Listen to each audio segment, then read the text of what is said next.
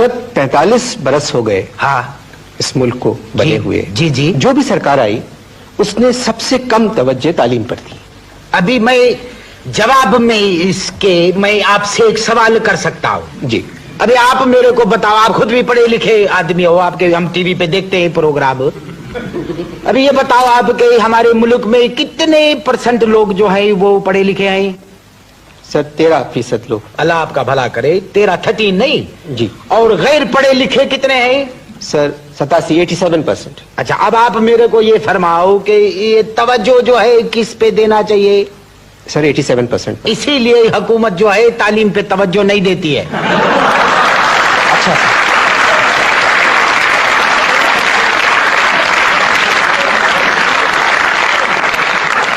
मैं आप लोगों को बताता हूं कि हुकूमत इसलिए तालीम पे तवज्जो नहीं देती है, बल्कि हुकूमत की अभी ये पॉलिसी है कि जो 13% पढ़े लिखे हैं ना, इनसे भी तालीम छीन के 87% में बराबर बराबर बांट दो, ताकि सबका स्टेटस जो है वो बराबर हो जाए। दिस इज इंटरनेशनल जमहूरियत। सर मैं आपकी बात से एग्री बिल्कुल नहीं करता, माफी चाहता हूं, आप बड़े अफसर हैं। सर तरक्की के लिए तालीम बहुत जरूरी है। सही, बहुत ज्यादा तरक्की जो है ना वो भी इंसान के लिए मुज़िर होती है। सर ये आप कैसे बात कर सकते? अभी बीसीसीआई ने कितनी तरक्की की। रात को आदमी करोड़पति सोया है, सुबह चाय का पत्ती उठाए।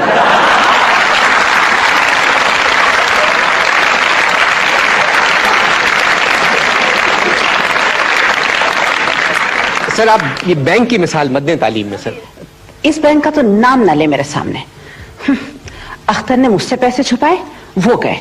मैंने अख्तर से पैसे छुपाए, वो गए। हद होती है। अब तो पान वाले पान लपेट कर दे रहे हैं उनके चेकबुकों में। हाँ, एक दूसरे से फैमिली के अंदर अगर यही सब छुपाई बाजी होएगी तो पैसे ऐसे ही जाएंगे नहीं। सर हाँ, मुझे कुछ अजीब सा लग रहा है कि आपका ताल्लुक एक ऐसी वजारत से है जिसके पास तालीम है। हाँ। और आप खुद तालीम के खिलाफ नजर आ रहे हैं। सही, देखिए मैं आपको दुनिया की बहुत सारी मिसालें देता हूँ। ये कोलंबस है, वास्को डिगामा है, मोहम्मद बिन कासिम है, और हमारे 8-9 पुराने वजीर दे आलवर नॉन मैट्रिक। जी।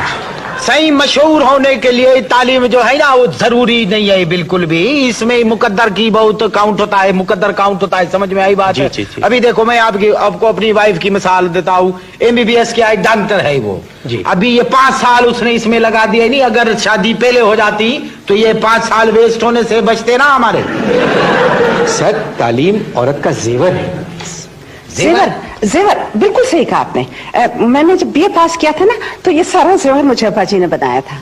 नहीं, तालीम जेवर से मैं कुछ और बात कर रहा था बेगम साहब। मैं आपसे भी बात करता हूँ। साईं ये बताएं कि कुछ पॉलिसी वगैरह है एजुकेशन की सरकार की? सही, पॉलिसी है, एजुकेशन की पॉलिसी है। सरकार ने पॉलिसी बनाई है। स्कूल भी खोलने हैं, कॉलेज भी खोलने हैं, यूनिवर्सिटीज भी कायम करनी है, तनख्वाह भी बढ़ानी है। हुकूमत ने वायदा भी किया है, लेकिन एक छोटी प्रॉब्लम है। सर क्या प्रॉब्लम है? प्रॉब्लम यह है कि सरकार को याद कौन दिलाए कि उसने वायदा किया है।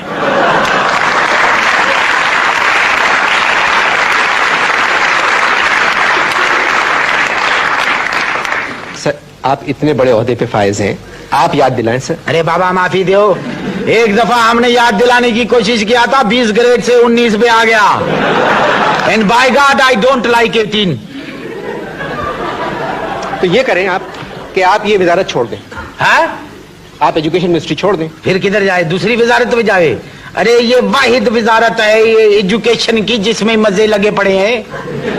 ये दुनिया का वाहिद मुल्क है, मैं आपको बताता हूं, जिधर सिर्फ 3 महीने एजुकेशन होती है, बाकी 9 महीने मजे लगे पड़े हैं।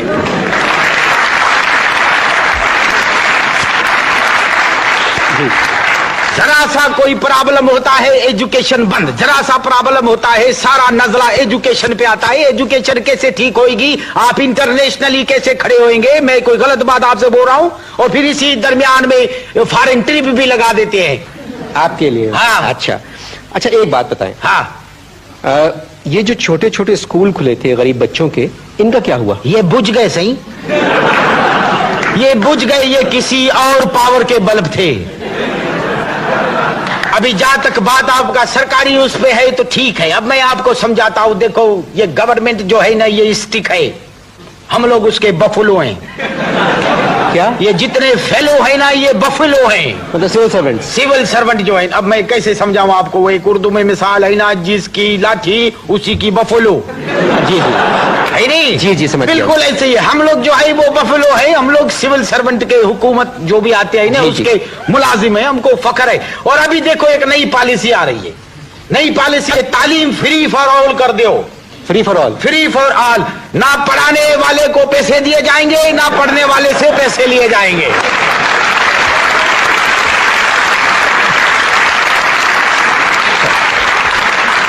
और मैं आपको अनवर मकसूद साहब ये चैलेंज करता हूं कि इंशाल्लाह हम लोग फर्स्ट इन एशिया होंगे कि जिसकी मर्जी आए पढ़ाए, जिसकी मर्जी आए पढ़े।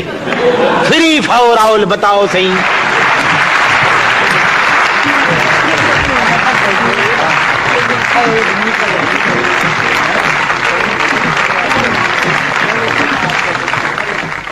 मैं आपको एक बात बताता हूं साईं, दुनिया किधर से किधर पहुंच गई है।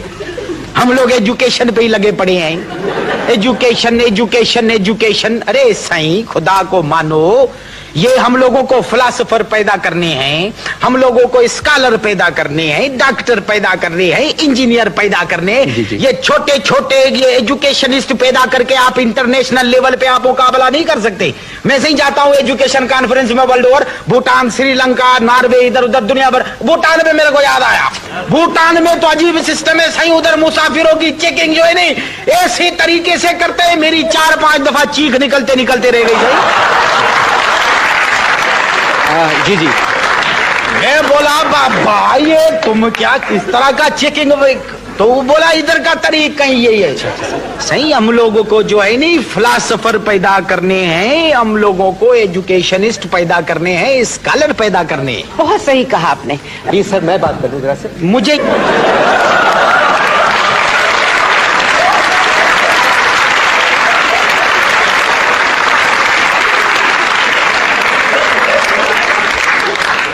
ये आपकी कोशिश से स्कॉलर पैदा नहीं होंगे।